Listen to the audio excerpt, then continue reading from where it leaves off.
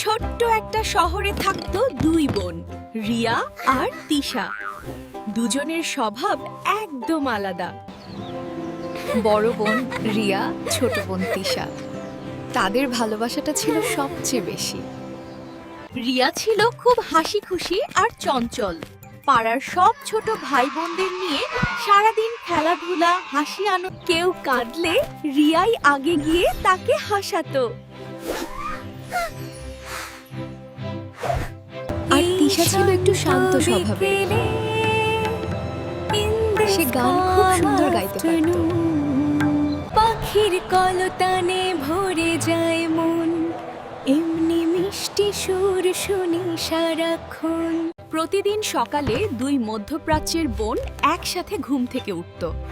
তারপর আম্মুকে রান্নাঘরে সাহায্য করত। আম্মু মাঝে মাঝে হাসতে হাসতে বলতো, তোরা না থাকলে আমি একদমই পারতাম না। তারপর দুজন একসাথে বসে পড়াশোনা করত। রিয়া তিশাকে পড়া বুঝিয়ে দিত। তবে সবসময় যে দু বোন শান্ত থাকতো তা কিন্তু না। ছোটখাটো বিষয় নিয়ে তাদের ঝগড়াও হতো।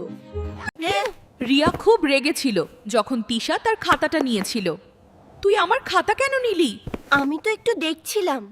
তারপর দুই দক্ষিণ এশীয় বোন মুখ ফুলিয়ে বসে থাকতো, কিন্তু বেশি সময় না।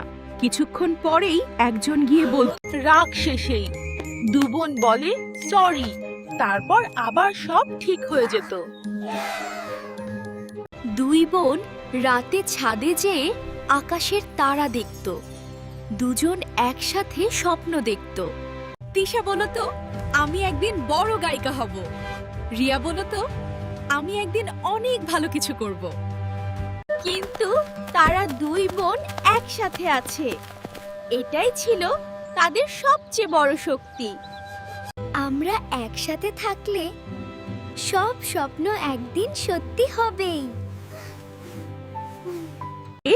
দুজন বাঙালি বোন এবং তাদের একজন বড় ভাই ছিলেন, যিনি বিদেশে থাকতেন। ভাইয়াকে দু বোন সব সময় মিস করত। দুবেনের সব স্বপ্ন ভাইয়া পূর্ণ করেন। ভাইয়াকে তারা খুব ভালোবাসে।